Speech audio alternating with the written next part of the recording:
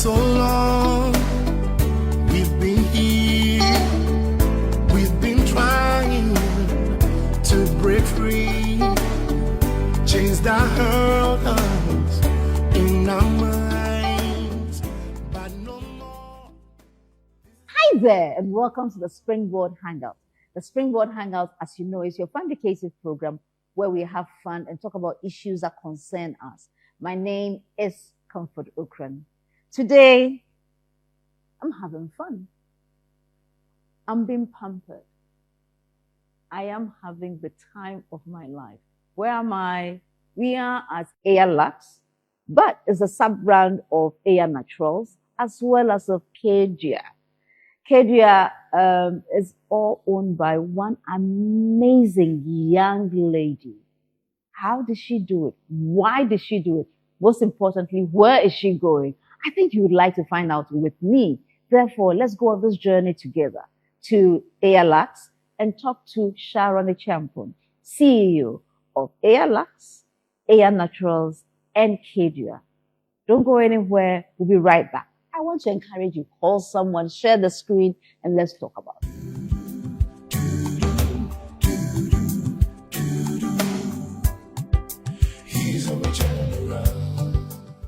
Welcome back from the break. I hope you had the time or the chance to take something, to sip in something, or to bring your drink to you, because I can tell you, you will not move an inch. Maybe probably you will not even blink. I don't know. But it's going to be very, very enthralling. Today we are at Eya Lux, where I have had my first share. So I'd encourage you. They are just Nyani biases. If you're watching us and you happen to be in Accra or Ghana, I'd encourage you, come to Nyaniba Estates, come to Eya Lux and get your whole body from head to your toes pampered. And who does this? We are privileged. We are honored. We are, the words simply fail me, to have today the opportunity of talking and chatting and having a beautiful conversation with the wonderful, the well-prepared, the one who makes life look, very natural, the one and only Sharon Acheampong. She is the CEO of Eya Naturals, the CEO of Eya, as well as the CEO of Eya Lux. Therefore, let's find out, did you dream when you were a child that you would be here today? First of all, thank you for having me. And for all the accolades, I am beyond. Thank you. I'm excited to be here. I never ever dreamed about being here as a child. I don't think I ever thought I'll be doing this. It's actually something I love to do, taking care of hair mostly. But I didn't think it would become a business. Ever. You didn't think it would become a business? No. Until it was happening. Until it was happening, I never planned it. Growing up as a child, you know what? Finance, right? Finance was it. In the university, finance. Even when I was a grown-up, it was finance, strategy, consulting, things like that. It was never anything that looked like this. But I loved to play with my hair, even when I was a kid. I did that. When I grew up, I did that as well. Even when I had my hair permed, it doesn't matter what state my hair was in, I loved to play with it. And so doing products or starting to make products for myself was in line with that. It wasn't something I decided would become a business, but it turned out to become a business. I love that. But because you talk about a kid, so let me find out. I know you are of 9. Yes. I mean, it struck me because I'm 8 of 9 children. Okay. You are? I'm number 4. 4 of 9. Yes. 3 boys are ahead of me. Okay. And then I'm the first girl. So did they bully you? Oh, no. They dare not? No. One fun thing can you remember from your child? Oh, wow. I mean, it was a lot of things. This is very funny because I have a scar to show for it. My brothers, they had all these bikes and things. I didn't have a bicycle, so I would ride theirs. But the problem was that one bike had the seats that had fallen off. Oh dear. And so if you were riding it, you have to stand. Mm. Especially for me, as a girl, I wasn't supposed to play with that bike. But I loved playing with that bike because you stand and ride. Mm-hmm. And unfortunately, it cut me one day. It wasn't fun then, Mm-hmm. but my dad was very angry with me because I had been told not to play with it, not to play with the boys, not to play. You know how it goes, Yeah, right? so I couldn't help myself. was he angry enough to buy a bike for you? No, he wasn't angry enough to buy a bike for me. We have to go and demand it. But he was angry enough to ban me from riding. And I actually never rode from that day on. Okay. So as I was growing up as an adult, if you told me to ride a bike, I couldn't ride it. Oh. Oh, trust me, it changed things. When I was much older, a few years ago, I decided if I can't ride a bicycle, I'll ride a motorbike. Ah, tell us about that. So I learned how to ride a motorbike. And I couldn't ride a bike. But really, growing up, it was so much fun playing with my brothers. They would drag me along to places that they knew they were supposed to take me, but I'll go, and I had so much fun. I had so much fun with my brothers. I can imagine that they would really, really protect their small sis because she was the one to look out for. They absolutely. Small sis now become big woman. How did that happen? Oh, wow. What does big woman mean? Big woman means that moving from, you went to the uni. I did. And then you came, the uni in or uni out of Ghana? I did uni out of Ghana. I did uni in the US. Okay. Yes. Okay. Tell me Yes. about that. How was that experience like? How was the culture shock like? Oh my gosh. So I went to secondary school here in Ghana. I went to Akosombo. Oh, wow. Yes. And right after Akosombo, I was 17. I was shipped to the US. Were you shipped or you chose to ship yourself? I chose to ship myself. Don't- It was a family decision. It was a family. Okay. All right. So I moved to the US for school. It was very different, right? Because you grew up here in Ghana, you always have family around, especially for me, it was a big family.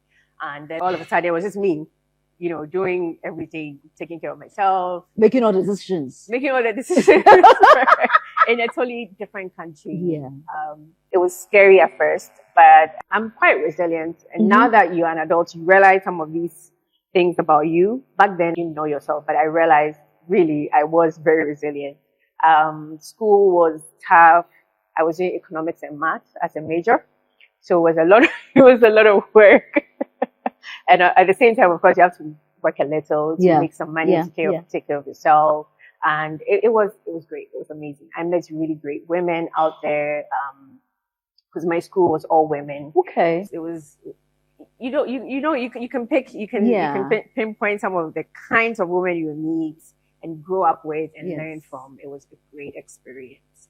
And after that, I actually worked a bit in the US. Okay. And I decided to do business school. Okay. And I ended up in France for that. Again, I wouldn't sit at one place. I moved again. And if you keep talking, you realize one of the things I love is travel. So it actually really worked well for my life to go to business school. After business school, I decided if I go to the US, I'm not coming back home because the plan had been to come back home after school. Okay. So I packed my bags straight from France to Ghana, and I have not gone back to the US. So when you came to the Ghana scene, that is when you decided to start Eya Naturals. Mm-hmm. Well, not immediately. Okay, so what did you do then? So after moving back, I actually got a job before I came. Okay. I worked with Tigo, which is now Airtel. Airtel, yeah. I worked with Tigo in marketing for a couple of years. From a finance background to marketing. Okay. Yes, actually. So that was one of the key things I wanted to do when I went to business school. I wanted to make a change. Marketing and strategy was what I realized I really liked. So that's how I ended up at Tigo doing marketing, mostly pricing. Okay. So around 10, 12 years ago, all the prices you're paying on your Tigo, whatever. You were responsible. It was me. You were responsible. Yes. Okay. Yes. After that, I became a product manager. Okay. And again, so all the, whatever you're using, it was me as well, a few years ago. And then I moved to Guinness as a head of strategy. Okay. And that was my last job in the corporate world. Was your last job in the corporate world. So what precipitated the transition? I know that someone gave you an order. Mm-hmm. And then based on that order, you said, let me go back.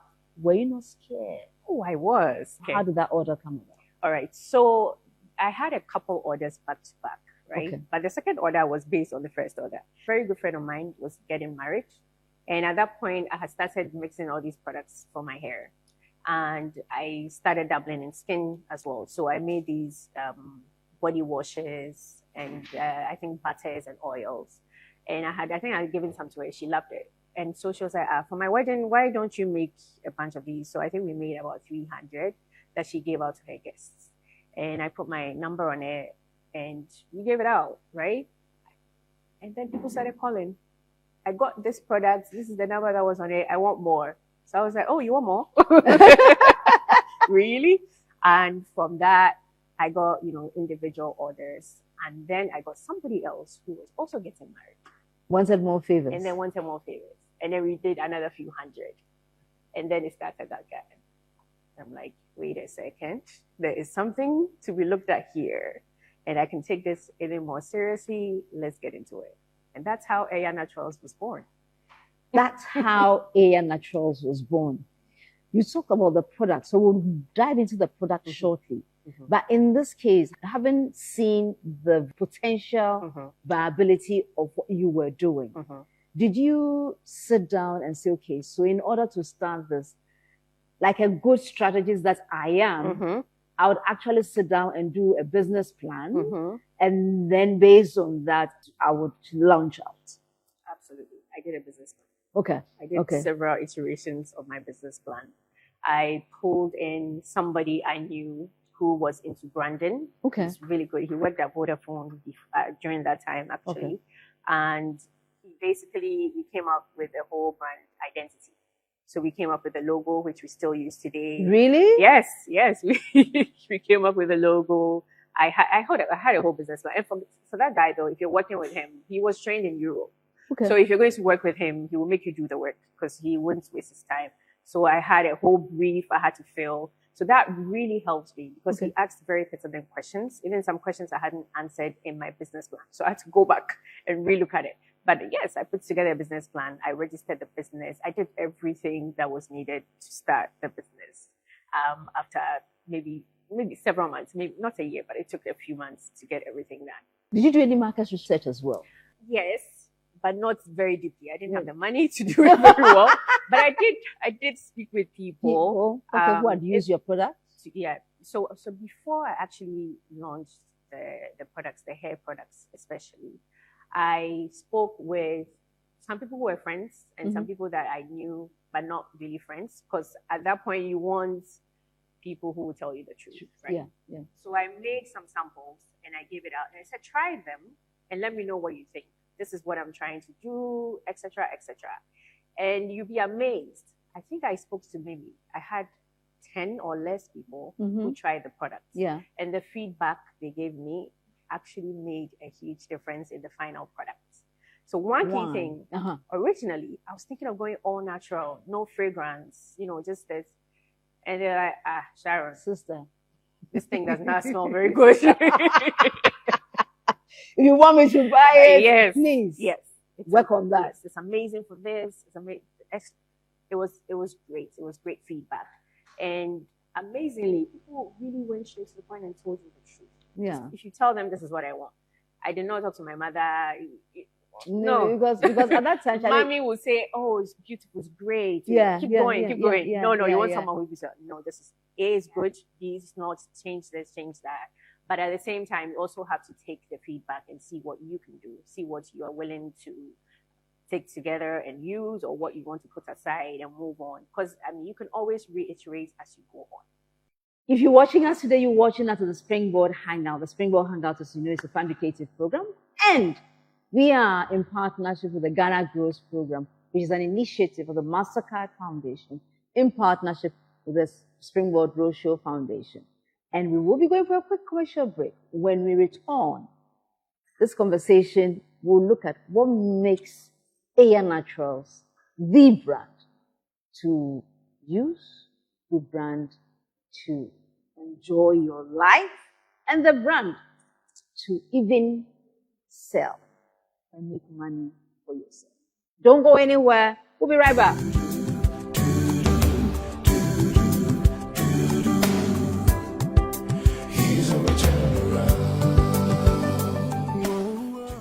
Welcome back to the Springboard Hangout. We are hanging out with Sharon. Sharon is the CEO of Eya Naturals, Eya Naturals, as well as Eya. They're about making the brand you a unique one, the one that stands out anywhere you are up here. So today we were talking about how you started with your business. So we're talking about a business. What does Eya Naturals, Eya, and Eya Lux do? Okay, so we are a beauty and wellness brand. Okay. And we provide both products and services, right? Okay. So we've spoken about the products. We have natural hair care, and then we have natural skincare as well. Now, on the other side, we have services. So what we do is that we use our products and our services to show you what you can do, right? So we have the salon where we are using our own products. Of course, we use other products as well that are great. Do your hair, not just show you. We do your hair. And at the same time, we have spas as well within the salons. You do? Yes. So we use things like massage oils and body oils. We are giving massages. We're doing pedicures, manicures, facials, etc. And so we are taking care of your body from your hair to your toe to make you feel great and look good. No, Sharon, you look so good. Oh, thank you.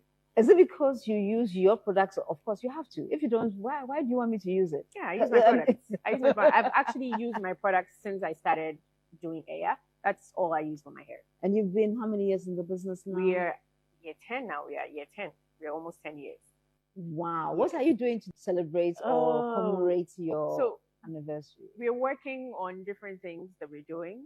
One thing we want to do is to give back to the community by doing like a free internship for young women, mostly, to come in and get training for free. We'll be doing a lot of giveaways, sales, etc. We're still working on everything.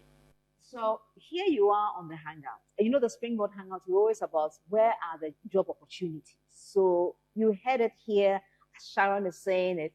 Therefore, when you are ready, give us a call on our numbers, and I can assure you, we'll get a dedicated number of people just allocated to the Springboard Hangout or the Springboard Ghana Grows Program. And because you are coming on the Ghana Grows Program, you have your internship opportunity ready. If you're interested in doing anything got to do with the body, got to do with the hair, got to do with your nails, this is an opportunity of a lifetime. Sharon, I'm committing you. How many spaces will you give us? We're looking at least 20 people that we can spread across. Yes, the nation? No. Well, we need people who are local, who are based in Accra, unfortunately. If there's more opportunity to do this outside, we are very willing to do that. We're very, very willing to do that. How many roles will you give us? 20? Give us 20. Give us 20. Yes, ma'am. So we have 20 positions. So you would have to send your numbers. Then the number for the call center is up. Send your call details, and we will be very, very privileged to hook you up to Eya Naturals. Sharon, I looked at this particular black soap, and I realized that you have very, very natural things in it. Yes. Including the moringa, including the shea butter, including coconut oil. Yes. I don't know, the palm kernel oil. Palm kernel, yes. Yes, and so on and so forth. Where do you source your material? So we have different places where we are sourcing our materials from, but specifically black soap, we're getting it from the central region, from Bojuase. From Bojuase. Bojuase, yes. There's a women's group. Bojuase. Bojuase. Okay. Yes, there's a women's group who make this black soap in large quantities, yes. And you can buy them in big sacks. You can buy as small as you want or as big as you want. And they actually can send it straight to Accra for you to pick it up, or you could go there and pick it up. For shea butter, we are taking it directly from Tamale. Of course, we're working with a women's group who produce for us. So we are actually working with different women groups so that we also elevate them. As we grow, they grow because we can buy more. And so we grow together. You grow together. And I think this is where the Ghana Grows Program makes, we talk about opportunities that exist in the extended value chain. Exactly. Because otherwise the shea butter would just be, just up north. Yes. Would be using some, but not in such significant quantities. Exactly. But here you're using it for your products. And on an average week, quantities do you move? Normally, we are ordering in maybe every other month, and we get about half a ton. Yes, sometimes. Sometimes we may use less, sometimes we Yes. may use more, depending On on the the demand. quantity of, exactly, depending on quantities of orders that you're filling.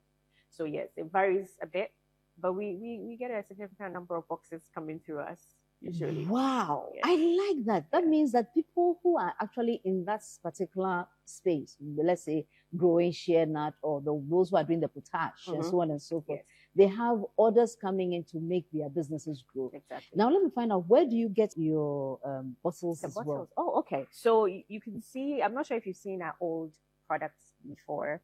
They were in brown bottles that you see all over. These bottles, let me show you something. Mm-hmm. Do you Excellent. see what's written underneath? No, what have they written under it? It says Eya Naturals Limited. So these are our own bottles. They are produced right here in Ghana. I love that. Yes. That's what I wanted to find out, if this is Yes. done in Ghana. It's made in Ghana. We actually worked on our own molds, Molds. and so they are produced for us and us only. So if you see any other person using these bottles, they copied us. These are our bottles made here in Ghana. We made our research and we decided that this is the best way for the market, and therefore we got our products. Yeah, Absolutely. fantastic. Absolutely. And I keeping love it it. here in Ghana, because before we used to order from China, and now it can be made right here in Ghana.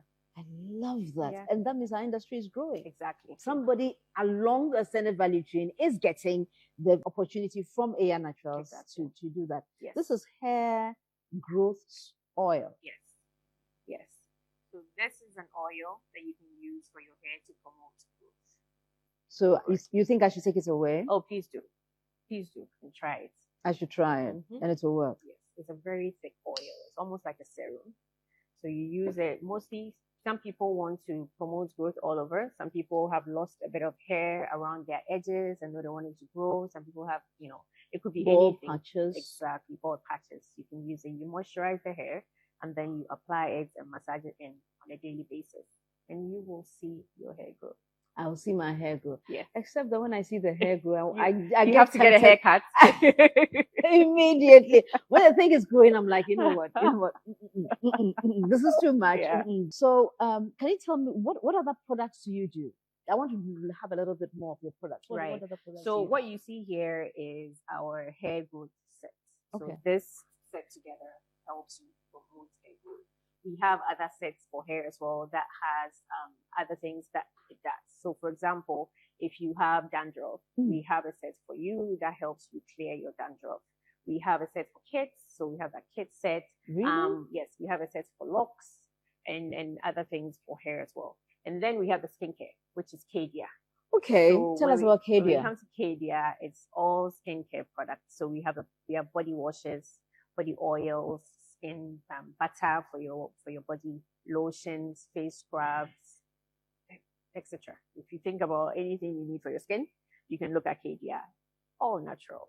And then we have products that we can make for you if you were, say, a different brand altogether and you want to create something. It's something we can do as well. Right. So those ones are not listed per se, but if you want it, we can create it. You can create it and then it will be in my name, not yes, for you. Yes, yes. Okay. So we can actually do it all the way. So it's white label, right? So Okay, you can yeah. do it all the way and bottle it. Yeah. And all you have to do is to put your label on it. If you want, you can even label them. So first you give us your labels. Yes. So that's what we do as well. Wow. So in this case, I mean, because of your, let me say, your dabbing, I don't know how long you stayed in Guinness, but you're dabbing into the production space Yes. or manufacturing space. I'm sure your setup includes that. Tell us a bit about your production process. You kindly describe it for us. Okay. So right now for us, it's a very simple setup. It's actually a house that we've changed into our production setup. So what happens is that, if you start from the beginning, we have our raw materials coming in. So we make sure it's nice, clean. We check all the boxes. We store them. And then on a daily basis, usually we have a production plan each week. So we follow that plan. We produce what we need. So if we have one product, say we are making shampoo, we have a black soap, it comes in as solids. We melt it. We mix it with all the oils that we need to do. We let it sit, we bottle, label, pack, ready to go. So everything passes through a process like that. There are some products that need a lot more, processing. Okay. before it gets to the final stage. But it's actually very simple. We keep our products very simple for a reason. No harsh chemicals, no crazy chemicals. Normally we say if you can't pronounce it, we're probably not using it. If we can't pronounce it, you're probably not using it. You shouldn't use it. Yeah. Yes. Yeah. Yes. Yeah. So yeah. we keep it very simple and clean. So I don't know if that works for you. It does, because what you just said about if you can't pronounce it, Mm-hmm. don't use it. Yeah. I wouldn't call him a friend, but I met a gentleman who is into shea butter production up north. Mm-hmm. And he says that in his books, we should not put anything on our skin that we can't eat. There you go. Do you subscribe to that? Yeah, very well. There are some things though that you can't eat directly. Mm-hmm. So the key things, once we make these products, especially the products where we've mixed both oil and water, they go bad. It's Really? Yes, they go bad if you just let it sit. Okay. So we usually preserve them. Normally you can't just use preservatives, but our key preservatives that we use are food grade preservatives. Okay. That are used for things like orange juice and things like that. So so clearly you probably can't sit down and eat it, but it's used for making items that you can eat. So for that's the part that maybe I'll say, I get that, I understand that, but hold on one second, and that is the bit preservation. I would definitely make sure I preserve my products. Yeah. And that you probably can't eat by itself. Sharon of Eya Naturals of Eya Lux as well as Cadia is doing amazing. Presently, if you look at your production levels, where do you see yourself in the next 5 years? So right now, for this year and the next year, the key part we're looking at is export. Right? Okay. We do some exports now, but I call them micro, mini exports. Okay. So where we're going in 5 years, I see us doing a lot more exports than we do now. Way more, actually, significantly more. So we're actually putting a lot of effort behind that. I think once we are able to crack that, we will be a much better business. We'll have way more impact on the economy. We'll be able to hire more people and literally affect the economy in a very positive way if we keep going that way. I love that. Sharon, I think for me, the fact that you'll be able to employ more people sounds like music in my ears. I mean, yeah. And so once again, because you're on Ghana Grows, can I get a investment? By the time I leave the show, I would have employed over 100K people. I know. And that would be beautiful. Exactly. Right? I want that. I love that. We'll take it off air. You will take it off air. Yes. Okay. Okay. Yeah. So guys, please get in touch with us because you never know the deals that are done in the back room. Those are the ones that you want to follow up. So do follow-ups. Get to our call center and you find out about our mentoring programs that we have.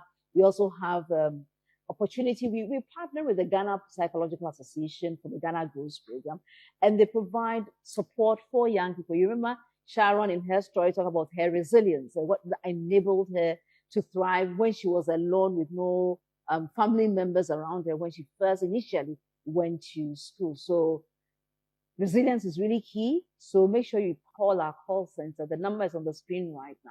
And then we'll be sure to help you in any way you want.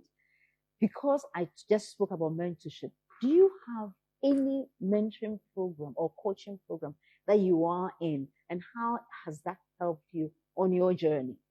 So I actually believe mentoring and coaching is very important. I've had mentors and coaches throughout my life, from corporate world till now.